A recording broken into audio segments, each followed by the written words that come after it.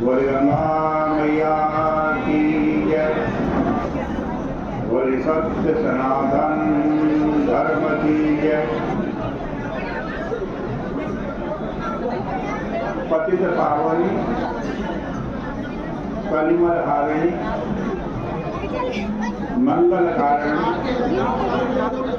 मोक्षदायी माँ गंगा मैया का ये पवित्रतम तीर्थ हर की पैड़ी ब्रह्मकुंड है। बड़ी पावन चर्चा श्री रामचरितमानस से आप श्रवण कर रहे थे।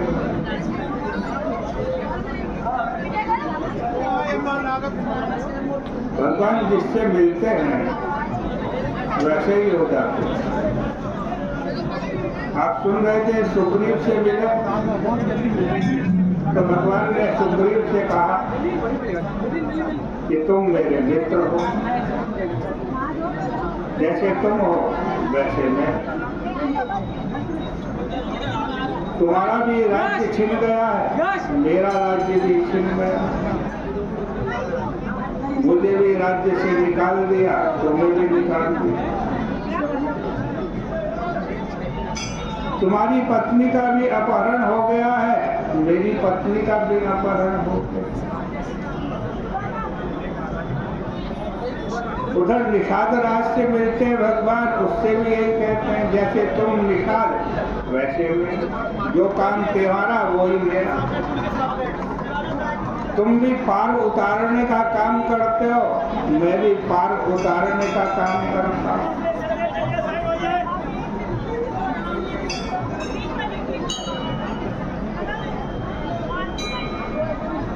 देखो सुग्रीव तो शरीर नगर में बैठे हैं, देह नगर में। भगवान इसलिए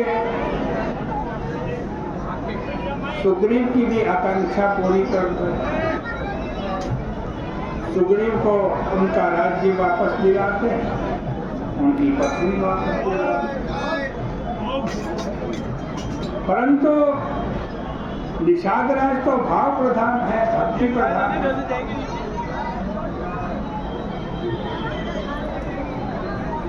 उनके लिए सांकेतिक भाषा रामायण में कही गई। निषाद राज कौन है? निषाद राज गंगा किनारे के निवासी हैं और नदियों के प्रतीकात्मक रूप का जहाँ वर्णन किया गया है, वहाँ गंगा को भक्ति का स्वरूप माना गया है। गंगा कौन है? भक्ति का स्वरूप। राम भगति जहाँ सुर सरि धारा, राम भगति जहाँ सुर सरि धारा। इस प्रकार निषाद राज के चरित्र के केंद्र भावना है,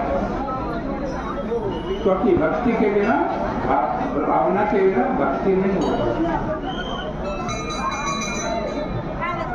और सुग्रीव का जो चरित्र है उसके केंद्र शरीर है। और भगवान श्री राम दोनों से उसी प्रकार का व्यवहार करते हैं। क्या यह बहुत विलक्षण सी बात नहीं? अगर इसको आप समझना चाहें तो अपने दैनिक व्यवहार के माध्यम से समझ सकते। दैनिक व्यवहार, आप अपने परिवार में एक छोटा बच्चा है, एक बड़ा लड़का है, क्या आप उस दोनों से एक प्रकार के व्यवहार की आशा रखते हैं? अगर बड़ा लड़का कमा करके कुछ द्रव्य आपको ला करके देता है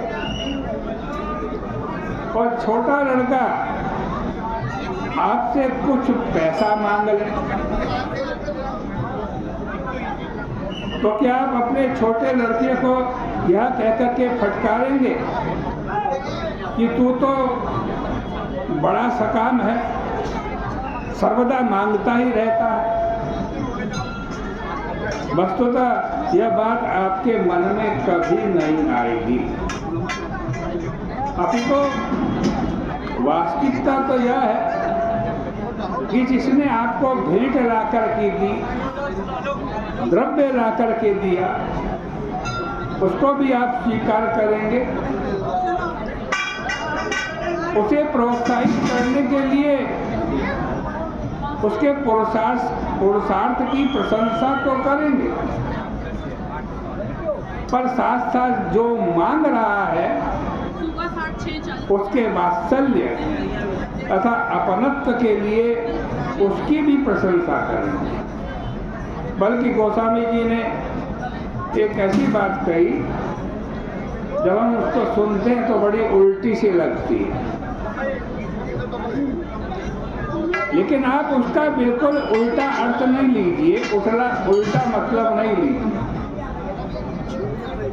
वरन उसके सही तात्पर्य को लेने की आप चेष्टा कीजिएगा। गोस्वामी जी ने विनय पत्रिका के एक पद में कहा है कि ऐसी कौन प्रभु की रीति, ऐसी कौन प्रभु की रीति, विरद हेतु पुनीत परिहरि, पावरनी पर प्रीति, विरद हेतु पुनीत परिहरि, पावरनी पर प्रीति। भगवान कभी कभी पुण्यात्माओं की अपेक्षा पापियों से ज्यादा प्रेम करते हैं, पुण्यात्माओं से कम, पापियों से ज्यादा। और भाई मैं तो यही कहूँगा कि आप लोग इसलिए कहीं ऐसा मत करना कि पापी बनने की चेष्टा करो। भगवान पापी से ज़्यादा प्रेम करते हैं, तुम पापी बनो, ऐसा मत करो। क्यों? क्योंकि पापी बनने के लिए इस पद में प्रोत्साहन दिया जा रहा हो, ऐसी बात नहीं। पर गोस्वामी जी जिस उद्देश्य से ये बात कहते हैं उसे आप जरा समझें। एक बालक स्वस्थ है और एक बालक है वो रोगी है। एक बालक स्वस्थ है, एक माँ है, उसके 2 बच्चे हैं, एक स्वस्थ है, एक रोगी है। माँ किस पर ज्यादा ध्यान देगी? स्वस्थ पे देगी या रोगी पर देगी?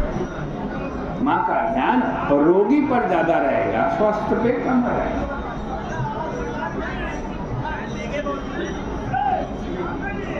स्वस्थ बालक को अपने से थोड़ा दूर कर देगी, रोगी बालक को अपने पास रखेगी।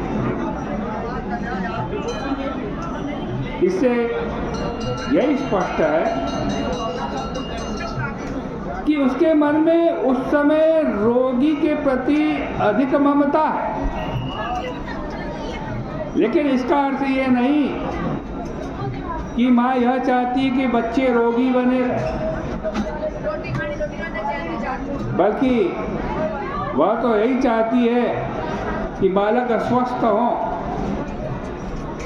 पर माँ की विशेषता यह है कि जब वह बालक को अस्वस्थ देखती है तो उसे लगता है कि यह अधिक ममता और वात्सल्य का अधिकारी है।